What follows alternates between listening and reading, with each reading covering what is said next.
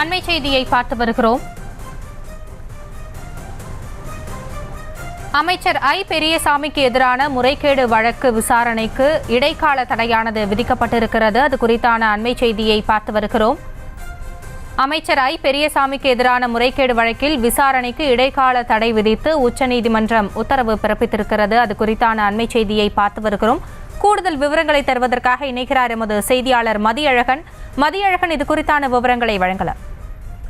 முன்னாள் முதலமைச்சர் கருணாநிதியின் பாதுகாவலராக இருந்த கணேசனுக்கு வீட்டு வசதி வாரியத்தின் வீட்டு மனையை ஒதுக்கீடு செய்ததில் முறைகேடு நடந்ததாக அமைச்சர் ஐ பெரியசாமி உள்ளிட்டோருக்கு எதிராக கடந்த 2012ஆம் ஆண்டு லஞ்ச ஒழிப்புத்துறை வழக்கு பதிவு செய்தது. இந்த வழக்கில் இருந்து கீழமை நீதிமன்றத்தால் அமைச்சர் ஐ பெரியசாமி விடுவிக்கப்பட்டிருந்தார்.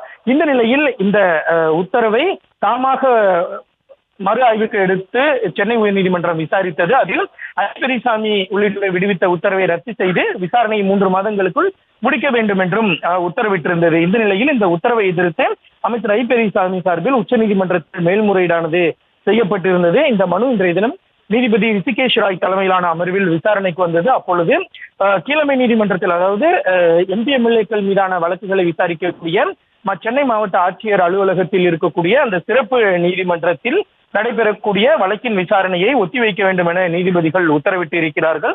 மேலும் விசாரணையை 3 மாதத்திற்குள் முடிக்க வேண்டும் என்ற சென்னை உயர்நீதிமன்றத்தினுடைய உத்தரவுக்கும் தடை விதித்து நீதிபதிகள் உத்தரவிட்டு இருக்கிறார்கள். மேலும் உச்சநீதிமன்றம் மேல்முறையீட்டு மனு மீதான விசாரணையை விசாரித்து முடிக்கும் வரை இந்த வழக்கினுடைய விசாரணைக்கு தடை விதிக்கப்படுவதாகவும் நீதிபதிகள் தெரிவித்திருக்கிறார்கள்.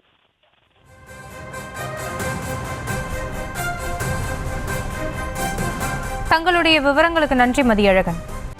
செய்திகளை உடனுக்குடனும் துல்லியமாகவும் தெரிந்து கொள்ள சப்ஸ்கிரைப் பண்ணுங்க.